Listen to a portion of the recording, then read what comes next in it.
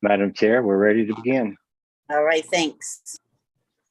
All right, today is September 8th, 2022, and this is the Professional Services Committee meeting. And we will begin, Ms. Prater, with the roll call. Can't hear you, you're muted.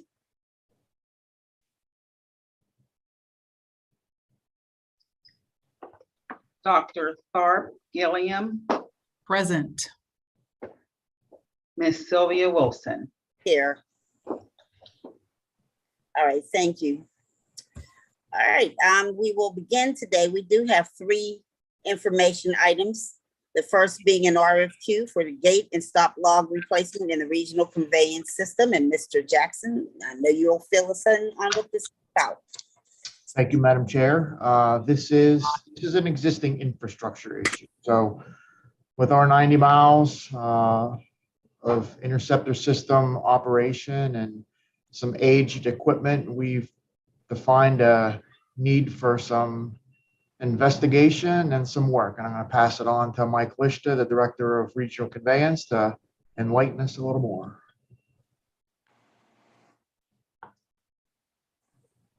You're muted, Mike. Sorry about that. Yeah, thank you. Yeah, the item A is to advertise for a consultant to do some assessment of our gates.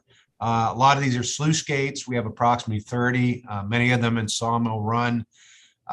This request came from the manager interceptor systems. They requested that we assess these gates and if not functioning, replace them. They have also identified a number of stop logs and flap gates that will need to be replaced. This procurement will help us address those needs. So if there are any questions, Hey, I think it's pretty self-explanatory.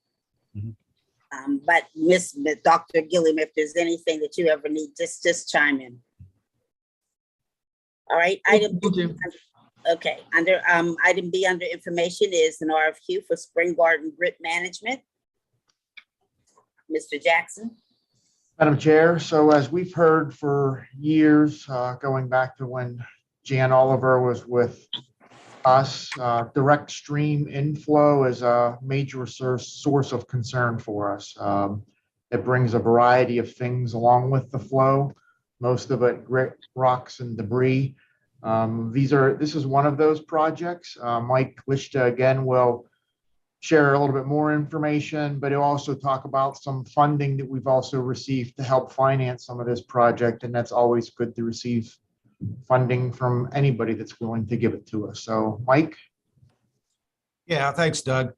Yeah, Madam Chair, Spring Garden is a combined sewer system located on the north side near the Heinz plant and drains portions of the city of Pittsburgh and Reserve Township. At the top, there is a direct stream inflow. We've addressed a number of these in our system, most recently Ravine Street up in Sharpsburg. This is primarily for the control of grit in our interceptor system. It's typically better that we manage this grit prior to it getting into our interceptor system. We find it often easier to manage if we get it before it gets into our system. So this is where that this project comes to help us out. As Doug stated, we've been able to successfully lobby and receive approximately 3/4 funding for this project from the Corps of Engineers under Section 313 of the Water Resources Development Act. We think it's a good project and deserves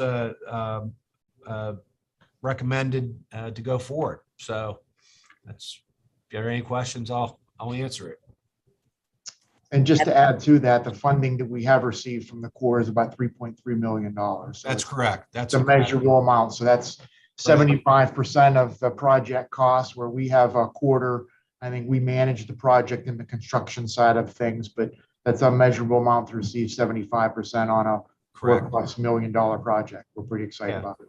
And when we do the design and the Corps reimburses us. And right now the project costs are estimated $4.7 million, with 3/4 of that being funded by the Corps. And that's great news. It's Yep. great news. It's something that's important to take care of as well. All right, item C in the RFQ on mechanical apprentice training. Mr. Jackson. Thank you again, Madam Chair. So as you yourself are aware, maybe other members aren't, we have an in-house apprentice committee and an apprentice training program where we go through a selection process of in-house employees, that any of those employees that care to join the crafts. Those are electricians, welders, instrument techs, HVAC techs, garage mechanics, general maintenance mechanics, a variety of craft folks that allow them to pursue their life's ambitions. It is a 4-year training program followed by a 4-year commitment to stay in the program. As part of the 4-year training program, in all instances, except for a general maintenance mechanic, we go to outside providers to provide that training. In most cases, it's CCAC. Sometimes it's other third-party providers that already have canned programs available that we just send our students to. In this instance, because our needs on the general maintenance mechanic are a combination of millwright and other craft positions, we've always had to go out and find specialized providers to give us customized training. So the last time that we did this was in 2019. It's about every 3 to 5 years we go out and do this.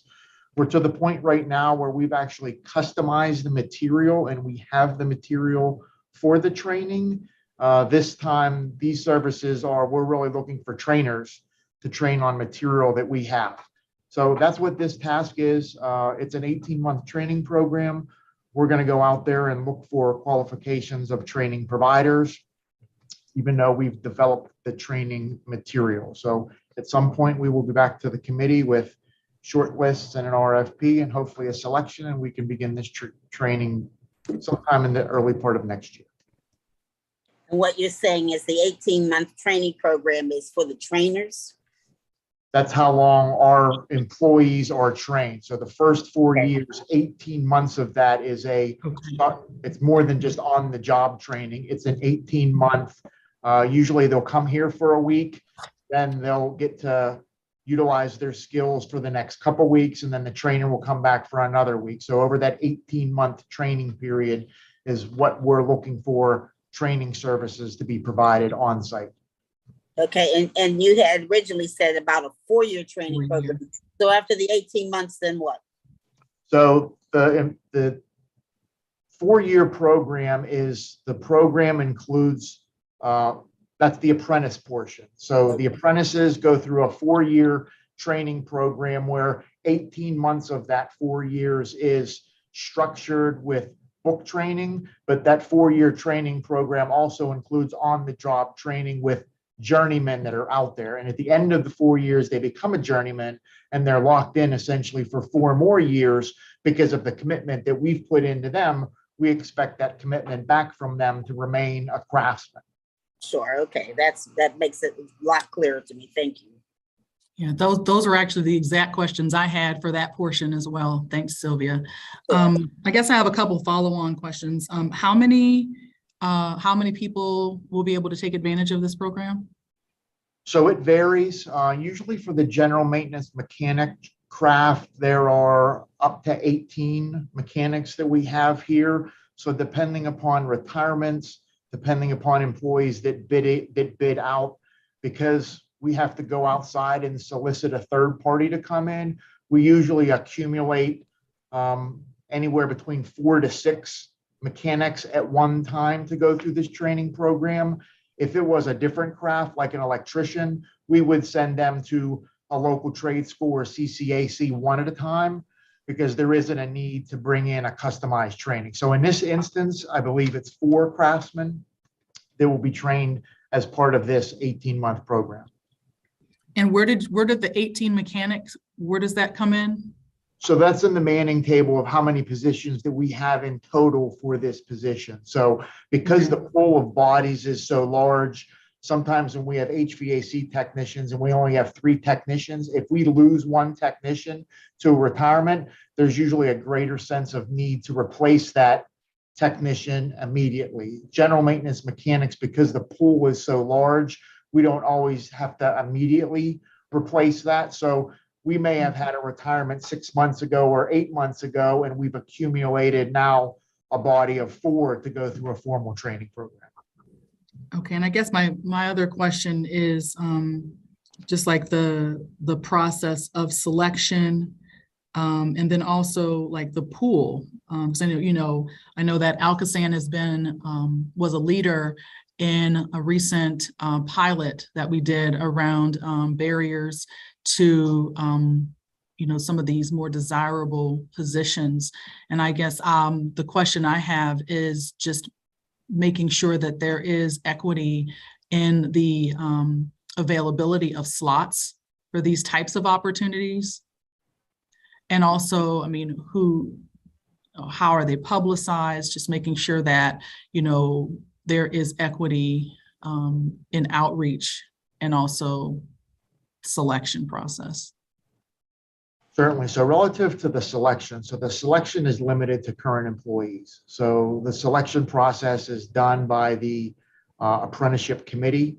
It's a joint committee made up of 3 management employees and 3 bargaining unit employees. And they go through an extensive interview and background selection process based upon employees that are currently ALCOSAN employees. So this program is geared towards getting those that come in as custodians that have a skill set that's either been developed possibly, or ones that want to pursue a different craft while they are here. And it gives them the opportunity to pursue those careers under our training and through that 8-year program itself.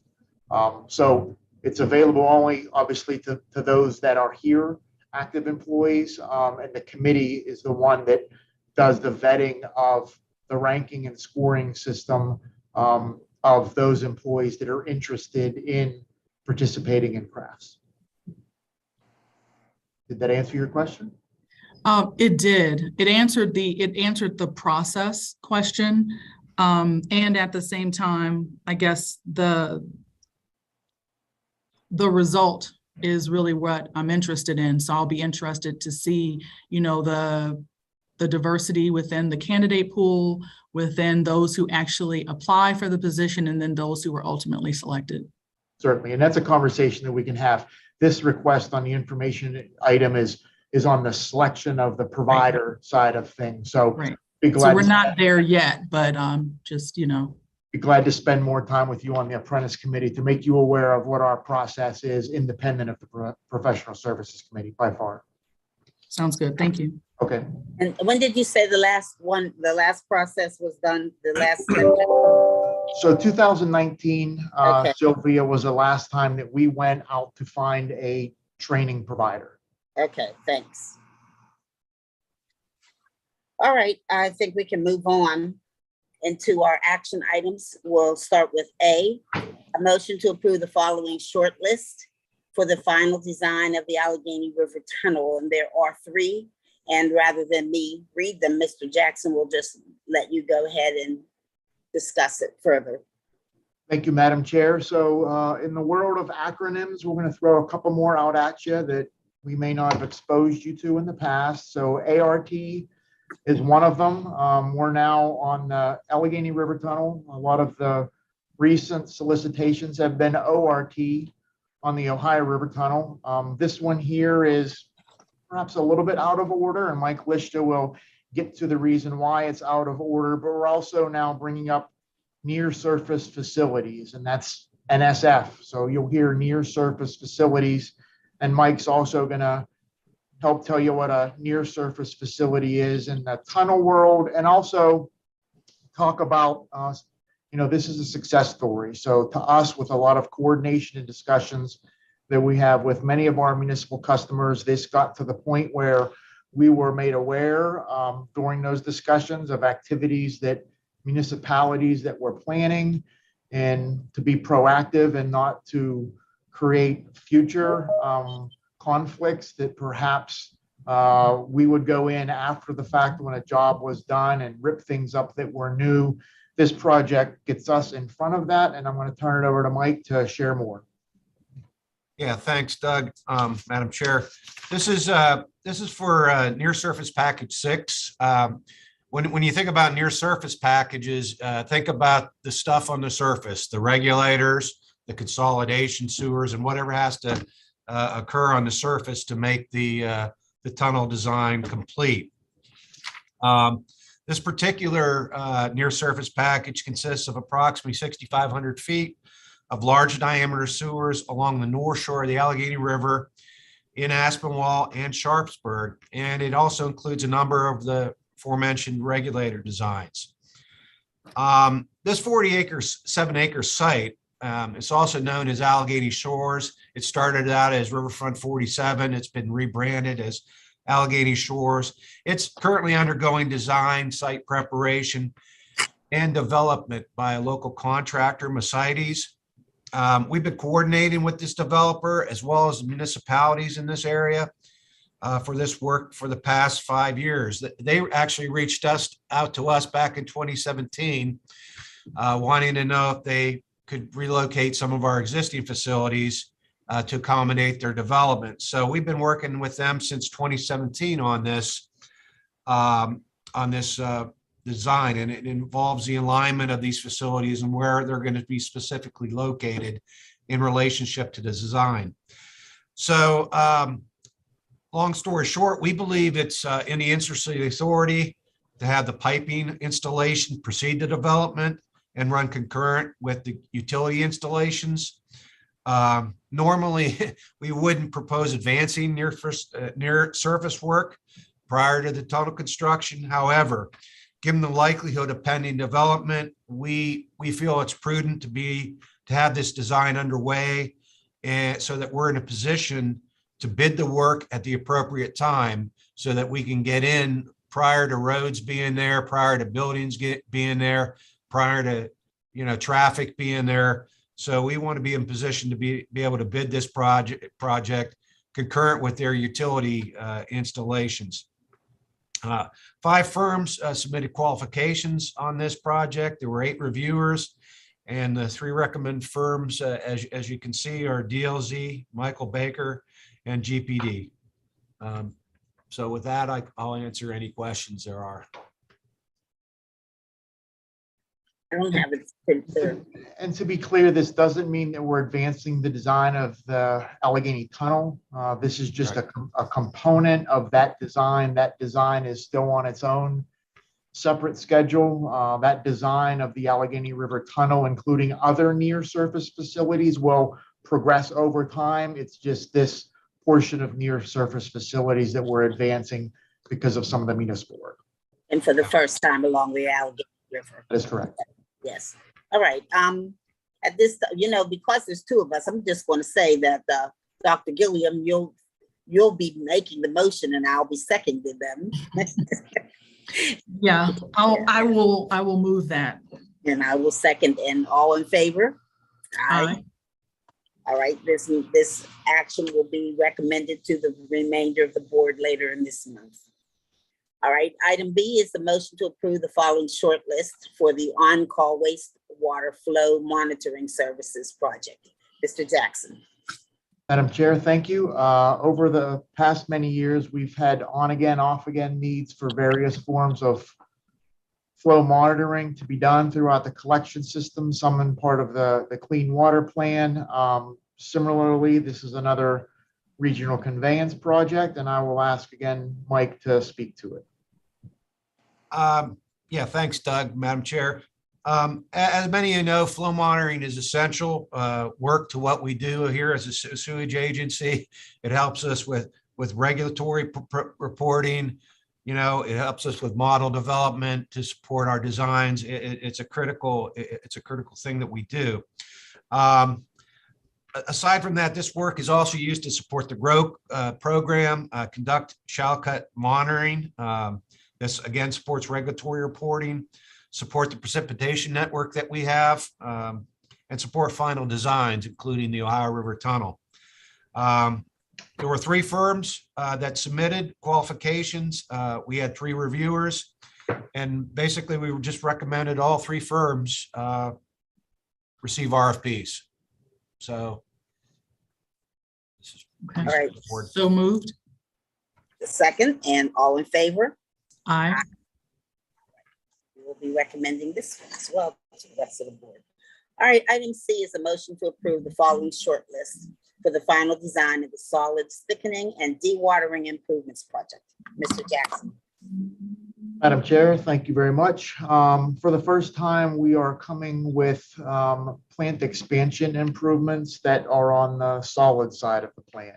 Most of the other actions that we've taken have been on the liquid process train, and this is the first time as part of the clean water plan we've advanced work necessary on the solid side. It ultimately will result in a major change of how we actually operate the treatment plant. Day to day, it is all necessitated by our need to treat flows above 295 million gallons per day. With that, I will turn it over to Kim Kennedy, Director of Engineering Construction, to share more. Thank you, Doug. Madam Chair. So as Doug said, this is our next plant expansion project that we're going to move into final design on.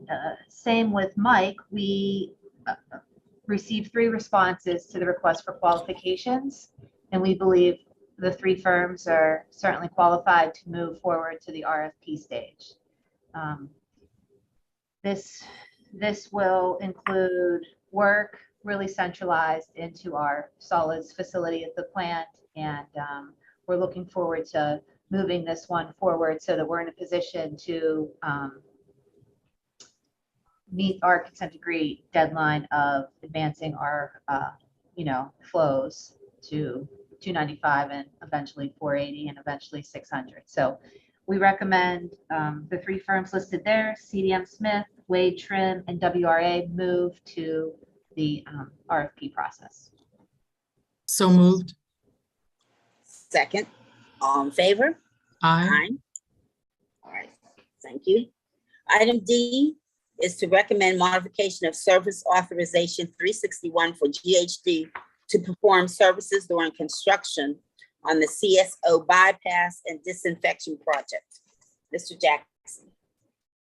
Madam Chair, in most cases, when we come to the board looking for authorizations for a service authorization for design, they typically take the design work and we come back for a fee approval for the design as well as support services to the point of bidding. And we typically come back to the board again with a request for additional services that are necessary through construction. This ask for the amount on the agenda is for that. I again will turn to Kim Kennedy to share just a little bit more information. Yeah, thank you, Doug. Madam Chair. CSO bypass and disinfection project bids opened yesterday. We've got 4 contracts under that project: general, electrical, HVAC, and plumbing.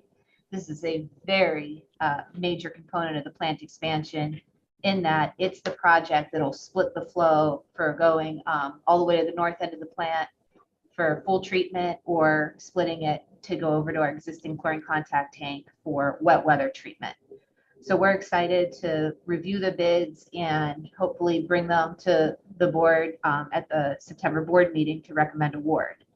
Separate to that, GHD has been our final design consultant throughout this process, design and bidding. So we are asking for this modification for their service authorization to support us throughout construction. That's attending progress meetings, reviewing requests for information from the contractor, site visits and inspections throughout, and then ultimately preparing as-builds and the documentation that we'll rely on for years to come. And I would be happy to answer any questions. It looks like there might be a typo on the agenda. There is. All right, good. Just making sure. Yeah. All right. Okay, thank you. All right. So with that correction, I know this is just the agenda. It's not actually the actual motion, but I mean, so moved. Second, all in favor? Aye. All right, item E, a motion to recommend award of professional services for the construction management of the Ohio River Tunnel to Hatch and authorize the executive director to negotiate a fee. Mr. Jackson. Madam Chair, as we approach the time of any type of construction on any of the tunnel systems, you will recall we previously hired a program manager for the tunnels. We also hired a design firm for the Ohio River Tunnel, and now we're to the point where we need to bring on a construction manager to also manage the construction side, as well as be a part of the early design activities and some of the design work to ensure things are being done in a proper fashion. So I will again turn it over to Kim Kennedy to talk about our process and selection for the construction management of the Ohio River Tunnel. Thank you, Doug. Madam Chair. This is a very, this was a very big decision for us, and we're pretty excited to meet this next milestone on the Ohio River Tunnel. Interviews were conducted with 4 firms at the end of August for very qualified firms. I think we're pretty lucky to have such talent in this area. Ultimately, we do recommend Hatch to the Professional Service Committee for this award. And what this will do is allow us to open their cost proposals and begin to negotiate to come back and ask for a recommendation to award with the fee. Hatch showed a strong local presence and also brought some national expertise for some very similar tunneling programs. You know, as you know, we've got the tunnel, but we also have 6 near surface packages that will require just as much attention. We are right on the verge of getting the 30% design submittal for the Ohio River Tunnel. So having them come on board to be able to, start to look at those contract documents, plans, and specifications from the point of view of constructability and biddability will be valuable to ALCOSAN. Thank you. All right. Any questions? Nope. No, so moved. Second, all in favor?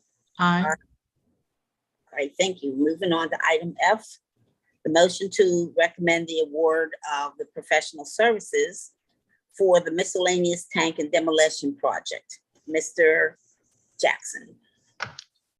Madam Chair, thank you very much. Over our 60+ years of existence, we've accumulated some stuff, some tanks that no longer are in service. We have a big giant fuel tank that needs to be relocated for a wet weather pump station. And we've accumulated all of these tank related things into a service that we need some professional help with. And I'll again turn it over to Kim Kennedy to share her thoughts. Thank you, Doug. Madam Chair. This was a project that we shortlisted from our on-call, the wastewater treatment plant process improvement on-call. So we sent the RFP to 3 firms, and we received the proposals a couple weeks ago, and we're able to kind of look at them and review them. The important component isn't just the design of the demolition of these tanks, but it's also the permitting. There's a process that we have to decommission a tank with the agencies to make sure that we're fully in compliance prior to, taking that tank off the books. So not only is it the tank experience and the containment and resizing the containment, but also certainly the coordination with DEP is an important component. And we're very comfortable recommending Gannett Fleming to perform this work for ALCOSAN. Okay. Thank you. So moved. Second, all in favor? Aye. All right, thank you. My only comment is that just so refreshing to see that we are finally getting to the work that we've been talking about for such a long time. And I know I've said it before, but just listening to what we've talked about today, it really is good to know that we're making some progress. I'm just glad to be able to see that. Yeah. All right, And if I can just add Yes. on to that, Yes. Ms. Wilson, just knowing the process that you all go through with the vetting, the rubrics that you use, the comparisons and all of the conversation. And, I think it really does make this process much easier, because we know what has already gone into the process. So thank you for that as well. Absolutely. All right, thank you. Because it's true. All right, I see there's no new business today. So at this time, that means that our meeting is adjourned. All items that are action items will be recommended to our full board later this month, and our next professional service committee meeting is in October. All right, thank you all. Thank Madam, you. Madam Chair, I would be remiss if I didn't mention that our open house is this Saturday. And for those that want to come down and see where a couple $100 million is being spent, we will drive you on a bus and let you tour the facility and see an awful lot of that construction as well. So I'm sure there's somebody else that's watching this meeting, and perhaps if I didn't bring that up, I may not be here much longer. You're right. You're absolutely right. And I want you to know what you may not have heard, but I announced it at the end of the Labor Day parade as well. And invited everybody to come over to ALCOSAN and learn what happens when they flush their toilets and wash their dishes and take a shower. I certainly did. Thank you. I don't know why I didn't remember just now, but I certainly have been pushing it because it is great education for everybody. So hope everybody will show up.